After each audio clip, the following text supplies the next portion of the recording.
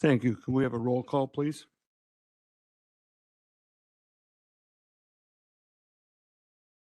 Pretzel. Here. Butler. Bollage. Here.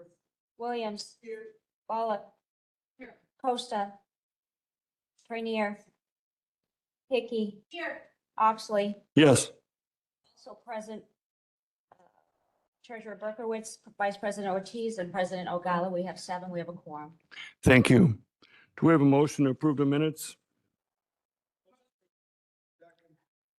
Motion Hickey, second Balich. Roll call, please. Pretzel. Yes. Butler. Bollage. Williams. Yes. Bullock. Yes. Costa. Trainier. Yes. Hickey. Yes. Oxley. Yes. We have 7. Thank you. The motion passes. Item E, old business. We have none. Item F, for new business, we have an award of contract in the amount of $22,500 to Donegal Services of Lamont for demolition of 2 concrete grain silos, lean-to at Tempest Farms in Beecher. Do we have a motion? Motion by Trenier, second Hickey, previous by Balich. Any questions? Mr. Revis. As I understand it, there's a lot of asbestos in these old farm structures. Is there going to be some sort of notice that goes out to the surrounding area, or will they be outside the zone of danger? Do we have any information on this? Well, I don't know if there's asbestos in the concrete, or concrete silos. And if there is, they've done their report and they have to wet the project. They have to keep it sprinkled and wet so it contains the dust. So there's a lean-to structure too, though, right? Yes. Okay. I just remember when we were doing it at the golf course that I worked on. Yeah, they'll have to have a test for the asbestos in the shingles and siding. All right, cool. Thanks for the information. Thank you, Mark. Anyone else? All in favor? We have a second, Williams. We had a previous and a second. All in favor? Any opposed? Thank you. Motion carries. Number 2, we have an approval of ordinance number 694 with an intergovernmental agreement 2604 with the public utility agreement number 2606 to the city of Joliet for the Farrell Road Bridge improvements over Spring Creek. Motion Hickey, second Trenier, previous Balich. Any conversation, questions? Second Williams. Hearing none. All in favor? Opposed? Motion carries. Number 3, the approval of resolution 2608, authorizing intergovernmental agreement 2603 with Lockport Township Road District for restricted vehicular access on Division Street within Lockport Prairie Reserve. Motion Hickey, second Williams. Previous ballots. Second Bullock, question. I just was wondering why we're doing this now. Because that preserve's been there a long time and we haven't had any restrictions. And usually when I drive by there, the only people I see on that road are people we've sent there to do some work. So I'm just kind of wondering, is it all of a sudden become a really hot spot? And It's for the turtle mortality. It's increased. So the turtles are crossing during mating season and they're I being did run not over. catch that. I was busy looking at the map, making sure I understood where it was and didn't realize we were killing off the turtles. Yes. And because, like you said, is not that popular in regards to visitation by vehicle, there is enough parking that it will still be available at the front. Okay. Mhm. Wow. Thank you. All right. All in favor? Aye. Opposed? Thank you. Motion carries. Number 4, change order number 1, the amount of $3,920 Superior Seawalls of Illinois for the Moni Reserve dock repairs. Second, Trenier. Motion Hickey, second Trenier. Previous Williams. Second Pretzel. Any questions, comments? All in favor, signify by saying aye. Any opposed? Motion carries. Thank you. Number 5, permission to bid the Hidden Oaks Nature Center HVAC replacement. Motion Hickey, second Trainier, previous Balich. Any questions? I would just like an update on this matter because I know it's been something we've talked about a couple times. Okay, Thank you. Adam will handle it. Yeah, so when we last brought this to the board, you guys asked us to look into adding a natural gas option to this bid. We talked to our engineers about that, and we talked to Nicor about that. To get natural gas up to the building there from Nicor, the estimate that they gave us was a minimum of $10,000. That was before going through the full application process. So going through that application process, it could go up from there, but it was a minimum of $10,000 to get the gas line. And then because the equipment that would be needed for natural gas would be different from the electric equipment that was initially proposed, it wouldn't be able to be put in the utility room that is there at the Nature Center building because it's such a confined space. So they would potentially have to put it either up on the roof or outside and then bring in ductwork. So that would require additional engineering. And the estimate we got from our engineers was about $110,000 in additional engineering. On top of that, they believed that doing so could add several $100,000 to the cost of the overall project. So we do have our engineer on call today to answer any questions you might have, because I know there were a lot of questions about this project last time. So that's kind of where we're at. We didn't want to just add all of that on with all of that additional cost up front before bringing it back to you. And then the last thing I'll say before we let you talk to Ron, if you have questions for him, is just a reminder that we're just asking for permission to bid this project out and find out what the actual cost will be. So. Mr. Trainier, Just follow back with my comments. pardon me? I didn't, can I say one more thing before I? Sure. So I appreciate you guys bringing Ron on to answer those questions. And if this is just permission to bid to get this problem solved, I would be in favor of it when it comes to the full board, if it still has to come to the full board. Does it have to? Yeah. Yes. Oh, okay. Well, good. Well, not Thank- permission to bid, but the award of contract would come back. The award of contract. Okay, well, I would like further updates on this. Thank you for keeping the storyline for us. Thank you, Mark. Jackie? Thank you, Chair Oxley. Just a question about the space constraints, because I remember when you guys talked to us before, some of this equipment is buried basically in walls, in closets, whatever. Do we believe that the bidding process will come up with a solution? Because it sounded to me like we were going to have to make changes to the building regardless. And maybe Ron can answer that question. I know whoever he is, he may not be the person that's going to get the contract, but you did talk quite a bit about space constraints and how they buried equipment in some spots.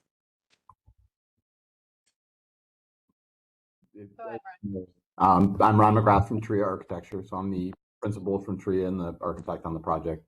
So we do have to make, for the electric equipment, we have to make some minor renovations to the mechanical space to make it a little bit bigger, but we're basically we're expanding it into a space that is not currently used, and we're only taking over a few extra feet in order to allow the equipment to have a little bit more room to be able to access it for maintenance. In order to get gas-fired equipment in there into the building, or if never used in the building, there isn't any gas-fired equipment that could fit inside the building that would work with this building. So the only options would be for gas-powered equipment or gas-fired equipment that would go on the exterior of the building. So in order to do that, then we get into significant renovations of both the first floor and the second floor in order to accommodate ductwork. Assuming we do rooftop unit, because I think that would be really the only real solution, which would mean then we're dealing with changing the aesthetics of the building, because we'll have the visible rooftop unit on the upper roof. We'll have to decommission the solar panels that are on the roof in order to make room for it. We'll have to do roofing work, reinforcing of the structure, things like that. So there's a snowball effect with using gas-fired equipment that leads to a lot of additional construction costs in order to be able to utilize that equipment. I'm okay with staying with the system that we have. I mean, I did want to know what it would cost for gas and you've now, they've explained that to us, but, are we using the solar panels? I heard we had to go to eBay to find a cord to make it work. Are they still working? My understanding, and I think maybe the maintenance, the facility staff could answer better, but my understanding is the solar panels are currently not working, but they're still in place. Yeah, so I mean, I don't really care if you have to remove them to put an air conditioner and a furnace up there, you know, it didn't matter to me. Honestly, I was concerned about the long-term cost of the electric to make this system run. And my second concern was the fact that where the air handlers come up in the office where the employees are, just doesn't work. And they have to put buckets over the top of it and lids of tubs over the top of it so they don't freeze to death or burn up. I'm going to be there today with my granddaughter, but yeah, I know it's uncomfortable upstairs on the second floor. So, but yeah, I'd love to know the situation with the solar panels and if there's a way we can get those working. Just makes sense to me. They're there. And that's something we can discuss with the facility staff, on a separate note. Yeah. I mean, they Or make a versus- nice roof covering, but they're supposed to do more than that. Thank you. Any other questions or comments? Okay, we'll have to have a roll call vote. We've had a couple new members. Pretzel. Yes. Butler. Balich. Williams. Bullock. Costa. Yes. Trainier. Yes. Hickey. Yes. Oxley. Yes. Thank you. Motion carries. Number 6, permission to advertise for full-time human resource generalist. Motion Trenier, second by Hickey. Any questions or comments? Do you have a previous? Previous Williams, second Costa. All in favor signify by saying aye. Any opposed? Motion carries. We have no executive sessions. Reports, 26 building and structure report. Who's handling that today? We don't really have a report on it. There's no report on that. Any comments by the public? Comments by commissioners? Hearing none, I'll accept a motion to adjourn. Motion by Hickey, second Trenier. All in favor, signify by saying aye. Thank you.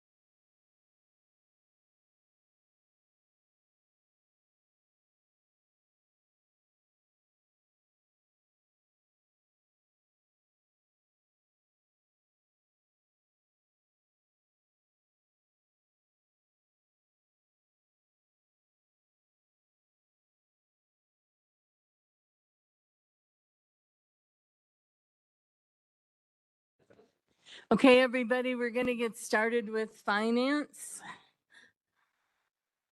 As soon as I bring up the agenda here. Bear with me 1 minute. Okay, there we go. All right, I'm calling the meeting of the Forest Preserve District Finance Committee to order at 9:16 a.m. Mark, Mr. Revis, since you were already standing, you want to lead us in the pledge? Absolutely. I pledge allegiance to the flag of the United States of America and to the republic for which it stands, one nation, under God, indivisible, with liberty and justice for all. Okay, thank you. Can I get a roll call, please? Van Dyne, Here. Dean Schlottman, Richmond, Brooks, Yeah. Winfrey. Here. Revis, Mitchell, Logan, Newquist. Here. Also present Treasurer Berkowitz, Vice President Ortiz, and President Ogata. Well, President Ogata will be voting. Yeah, she'll be the, okay, President Ogala will serve as the quorum. Okay, thank you. First order up is to approve the schedule of bills for $932,846.22. Who said? Okay. Roll call, please. Yeah, Mr. Revis, did you make the motion? Oh, Oxley. Okay, sorry about that. And, oh, you're, okay, he's on, I need somebody on the committee to make the motion. Winfrey move. Who was the second?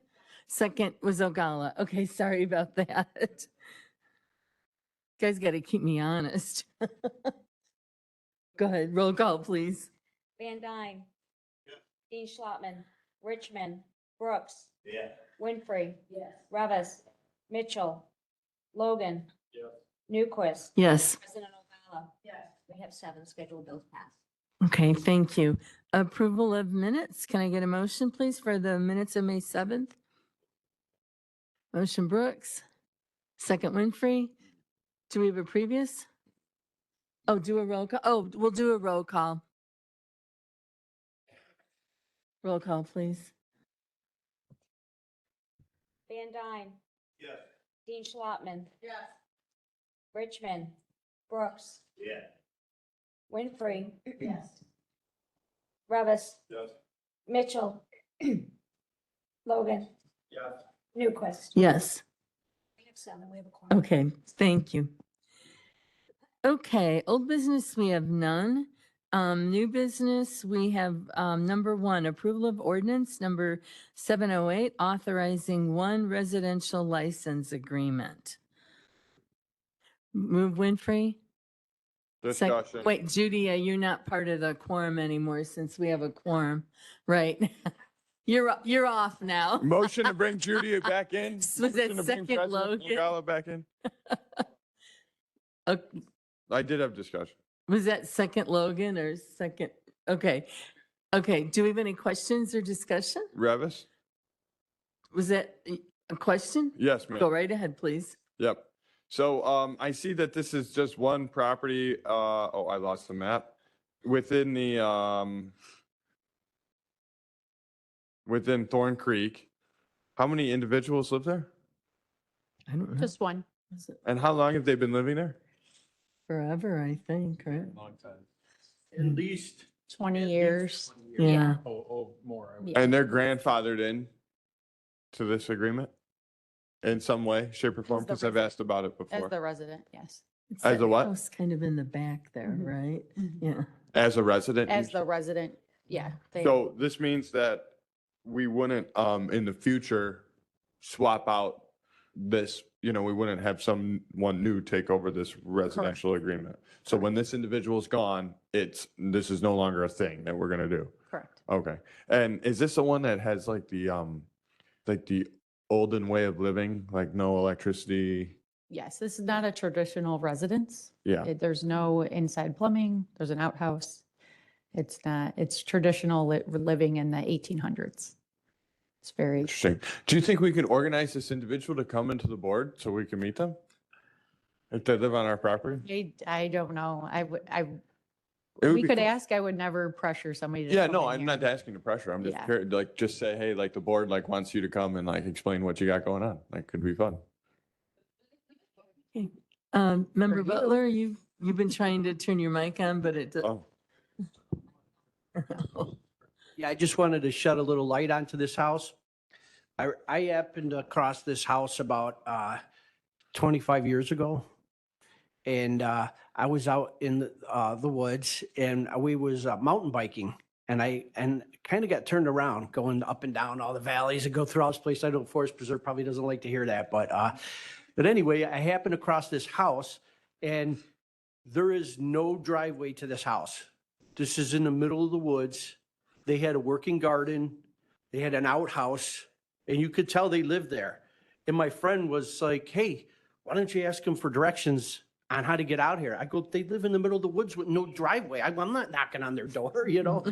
But yeah, it's a working house. And it was, they even had a garden where they were growing, I don't know exactly what this is, but rare herbs. So, you know, mushrooms, poison baneberry, and it was all cultivated and out. It was pretty, which poison baneberry has medicinal purposes. So that was their medicinal garden in there. So it was quite incredible. Anybody else? Can I get a previous roll? Previous Brooks? Second Dean Schlotman? Okay, all in favor? Aye, opposed? All right, motion carries. I didn't know they didn't have plumbing. Okay.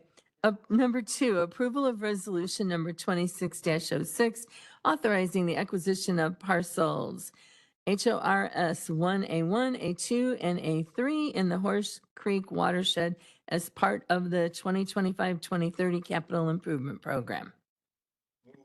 Motion, who is that? Brooks? Oh, Van Dyne. Can I get a second? Brooks, second. Any questions, comments? Previous? Winfrey, second. Logan, all in favor? Aye, opposed, motion carries. Number 3, approval of resolution number 26-07, authorizing staff to initiate negotiations on one parcel as part of the 2025-2030 capital improvement program. Motion Winfrey? Second Van Dyne? discussion, Revis. Discussion, please. Yes. Okay, so this is the ongoing CIP bond that I always am talking about. And first question, I know the answer to, but I just want to make it clear. This parcel is not one of the parcels that you have listed in exhibit in our packet. Attachment 2, Exhibit A, land preservation opportunities, right? We don't just get to pick one of those parcels. You already have a parcel identified, the attachment 4, it's like Plum something, I forget the exact name that we're going for. Plum Creek. Plum Creek. Yeah, Plum Creek. 14.66 acres in Plum Creek. That's the one we're going to initiate negotiations on. Correct. Okay, Plum Creek. So, thank you for that. Now, my next question is, and it brings into our previous agenda item, the negotiation and the appraisal. So I know we probably can't reveal it within our meeting here today, but would this be the appropriate spot as a board member to say, for your instructions, we're authorizing staff to initiate negotiations. So how would we articulate to you that we want you to do similar to what you did last time, the one that we just voted on, where you offered 74% of appraisal number 1 as our first offer? You know, I thought that's a good move because in previous times looking at this, it was always like we were offering like, 92% or something like that, like a higher percentage of the appraisal, starting at an early, like too high of initial offer. So when I see on here for the previous agenda item, folks, that our first offer was 74% of appraisal 1, I like to see that, you know what I mean? Because it means we're not trying to pay full price, like that's what all of us, I think, want. So anyway, what say you? So in regards to offering 92% or a 90 percentile for our first offer, it's because it was probably on a property that we had already negotiated on in the past. So some of the properties that we were able to purchase in this program, we've negotiated 2, maybe 3 times in the last 20 years, and we know where we have to get that property. This property was our first time negotiating. That's where we started. That's where we ended. We've also started off in similar, maybe 60% of the original appraisal, and we don't get responses back. So then we have to, try to continue the relationship that way. So it's a wide range of where we might start based on the knowledge that our real estate staff knows about the property. Okay, that's helpful to know. Now, can you guys, if you feel like it would give us a disadvantage, then don't say it, but do you know what percentage of the appraisal that we're going to be coming in on these 14.66 acres in Plum Creek? No, because we don't know what the appraisals are going to be. Oh, okay. So Okay. we could get 2 very reasonable, very close together appraisals, and that also might dictate the percentage that we start at.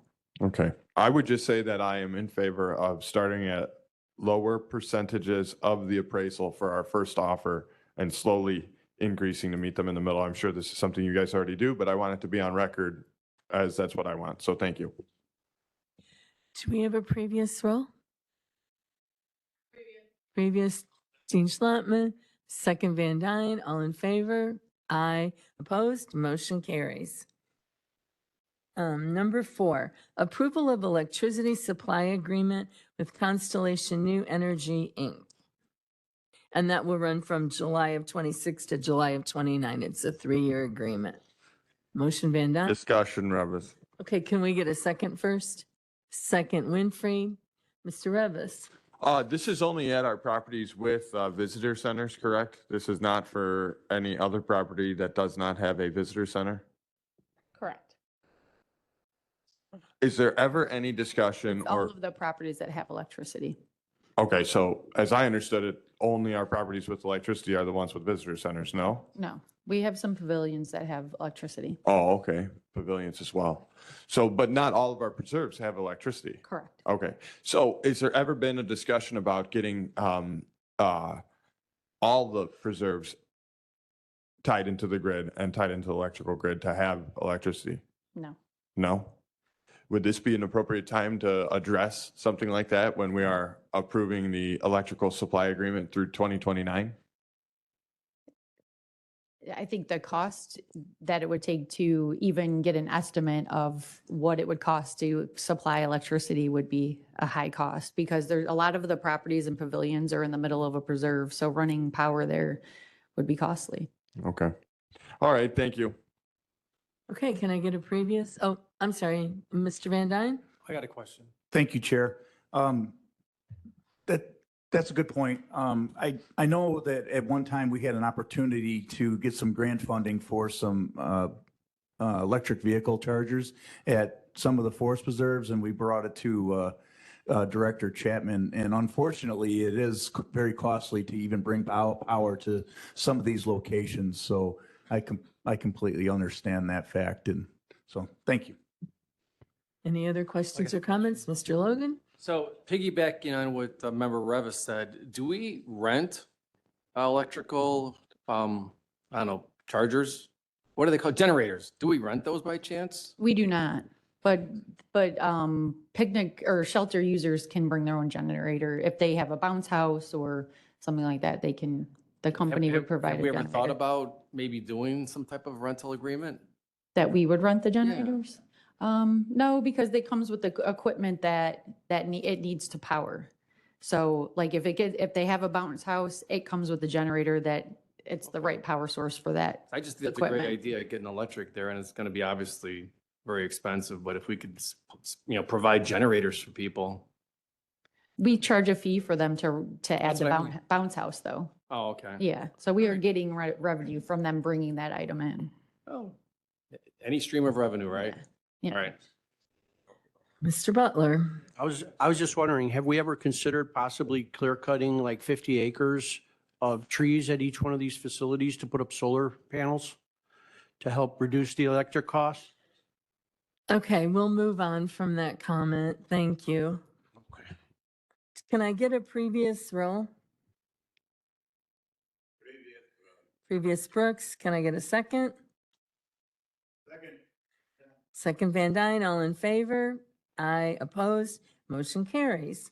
Number 5, review and approval of the budget planning and adoption timetable for 2026. And let me remind everybody, this has nothing to do with the actual budget. It's just the process that we put in place to pass a budget.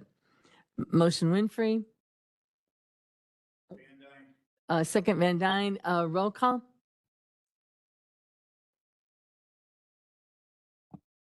Van Dyne.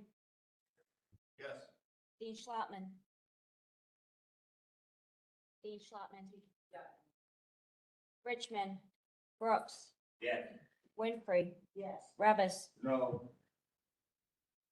Mitchell. Yes. Logan. Yes. Newquist. Yes. We have 7-1. Okay, motion carries. Thank you. And lastly, number 6, permission to bid 6 farm license areas for the 2027 farm license bid program. Motion Revis, second Dean Schlotman.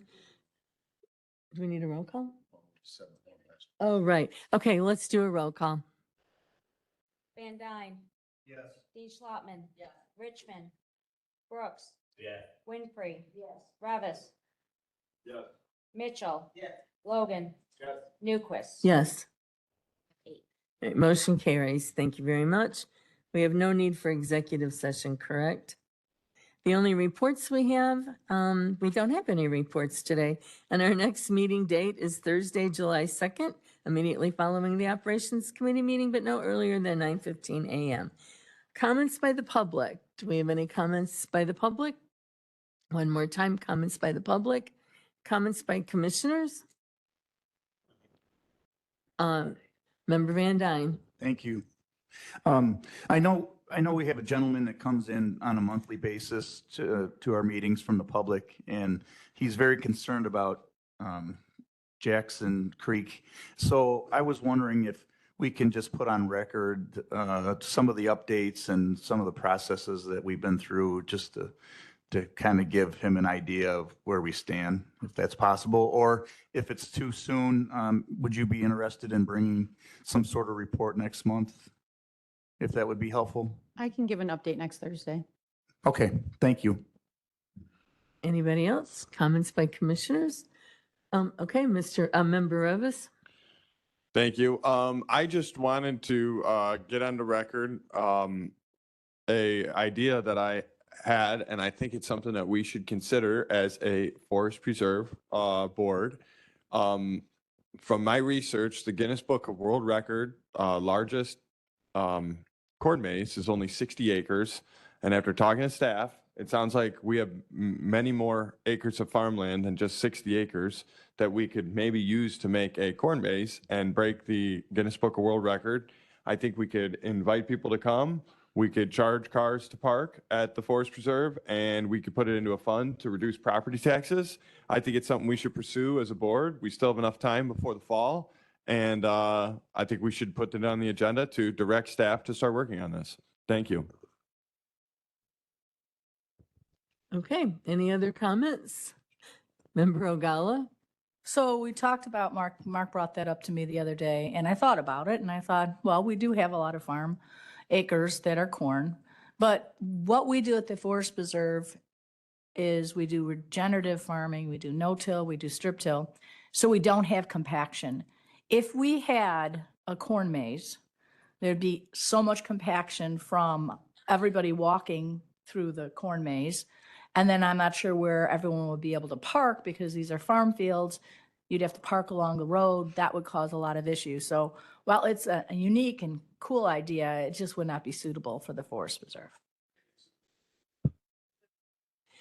Any other comments by commissioners? Okay, seeing none, I will ask for a motion to adjourn. Van Dyne, then can I get a second? Brooks, all in favor? We're adjourned. Thank you.